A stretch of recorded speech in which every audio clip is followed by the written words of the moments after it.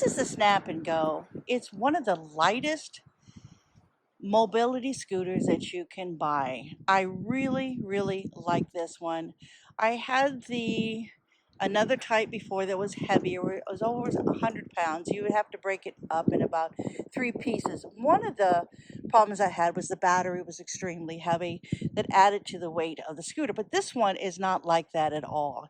As you can see, it has a very small battery on that's easy to take out. Now everything on this is made to be easy to break down and put in the trunk of your car, and I can do this on my own. It has a little gauge up here on top. It tells you, how fast you're going. It has a brake on this side. I don't have to use it very often. It does have a lock that you can engage on there and a little bell. And I added a little hook on here so I could put my purse on there. It does have a basket, a foldable basket that goes right here on the top. I don't have it on there right now. The basket comes out this far and it gets collapsible. So a lot of times I just take it off and I don't not always need it. And here's the front of it. This is where you plug it in order to put the power on. Now, one of the things you have to do with this one is you have to make sure you turn it off in the back. It's very easy to do. It's right here. You turn it off and then you plug it in. And it does get enough powers in a couple of hours that you can go off and use it some more. I'm going to put the specs on the comment section so you can see how long it lasts. It gets up to about 5 miles an hour, which is plenty. I usually take it when I go shopping. It has the feet here on the bottom, and then you can see there's this latch. And this is the cool part about it. You hit that latch and this scooter will fold up. Now it has a full seat on it that a lot of the smaller scooters don't have. I like this full seat, but let's say you want to go on a cruise or someplace else. You don't need this full seat. You can purchase another seat for about $65. It's about the size of a bicycle seat. It doesn't have the back on it. It's just a little seat to sit on. Makes it even smaller. So you come over here to this. You can fold down the seat. Normally what I do is I will take the seat off, which is very easy to do. Let me take it off. When you do that, you put the seat in your back seat, or you put it in the trunk. I usually put it in my back seat. It's a little easier to put it there. And I put this in the trunk of my car, which is a Nissan. So it fits right there in the back.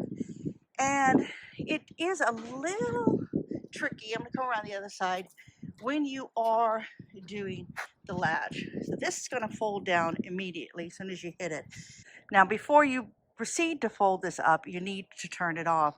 You can turn it off up here, but I always go down here since it's really easy to get to, and I turn it off right here. This does come off if you're going to travel and you want to keep this with you. You can take it off really easily. You see the unplug it here, unplug it there, and take it right off. So one of the tricks on this to get this to come loose is you need to press these two this way. These handlebars, press them that way when you hit this at the same time. Let's see if I can show you where I'm holding the camera. I'm going to set this over here, push it up, and there it goes right down, and you fold it down like this. Nice. Next part, and you can hear it lock when it does that. Next part, you just pick it up like this if you need to. Go like this, or you can go to the other side. Got these parts right here with this handle. This can act as a handle, and here you go.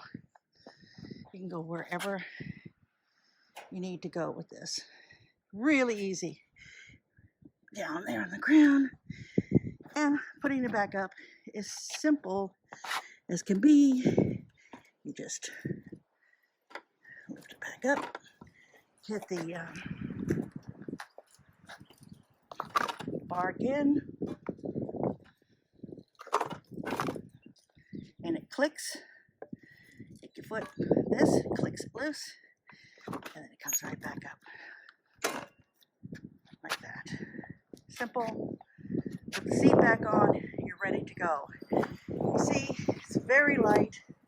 I can lift it up the back or the front really easily. So if you want something on a cruise ship or just to go shopping by yourself without worrying about it getting it out of the trunk of your car, this is the way to go. The keys down there are not for the scooter turning on and off. It's for the lock on this, so you can take this off of there and take it with you if you want to. That's the only way you can lock this scooter up.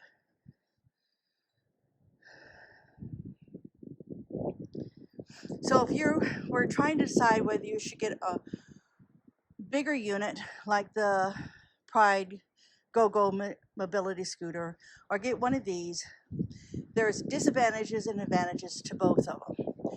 This one is much lighter, easier for me to get in and out, and I will use it for go grocery shopping, or if I'm going to go to an antique mall or something like that, a shopping mall, I would take this scooter. It's easy to get out of the car myself.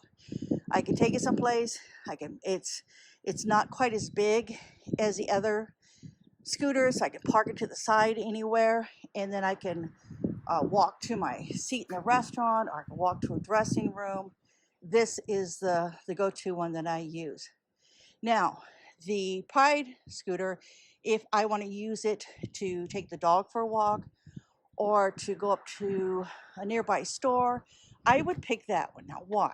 Well, it seems to have a little bit more power to it, and it does have more places where you could put your shopping articles. So if you're doing the grocery, you can see there's not many places where you can put the groceries on. You can put it in the front basket. You could probably get a carton of milk in there and a loaf and maybe some eggs, and that's about it. The Pride mobility scooter, you can put things on the floorboard.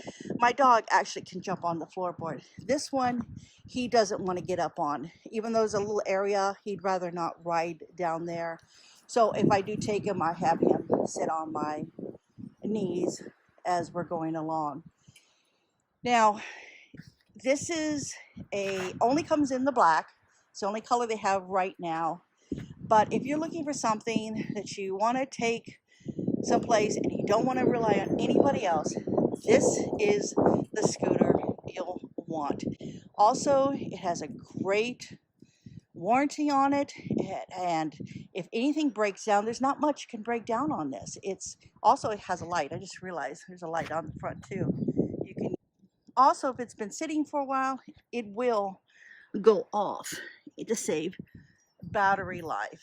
So if it does go off, you could be sitting there looking at something at the store and then look down and go, oh, I got a blank screen. And you know, all you got to do, reach over, hold this for a few seconds, pops on, you are ready to go. And then you can go up to number 1 or number 3. I always go up to at least 2 or 3 to get it going. On 1, it seems to lag a little bit, and you could actually put your feet down and scoot it forward to get going. It doesn't seem to have as much power as the Pride mobility scooter, but it's got a much bigger battery, so yeah, it won't have as much power. But for what I use it for, it works perfectly. I have no complaints. I really like the scooter. I feel like it's reliable, and I'm not going to be left with a battery that's wore down or not working anymore, or has run out of battery use. This one seems to keep going. I also don't have to keep this one plugged in all the time. The mobility scooter, the Pride mobility scooter, they talk about how you should keep it plugged in at all times when you're not using it. And sometimes it would sit for 2 or 3 days plugged in. But this one, you don't have to do that at all. You just leave it unplugged. When you get ready to use it, you can turn it on, look at the gauges, see where you're at, see if you got full battery or not. And if it's down a little bit, plug it in, come back in an hour. Depending on how far down it is, you can come back an hour and it should be fully charged. That's a kind of cool thing too. All right, that's it on this scooter. Thanks for listening, everybody.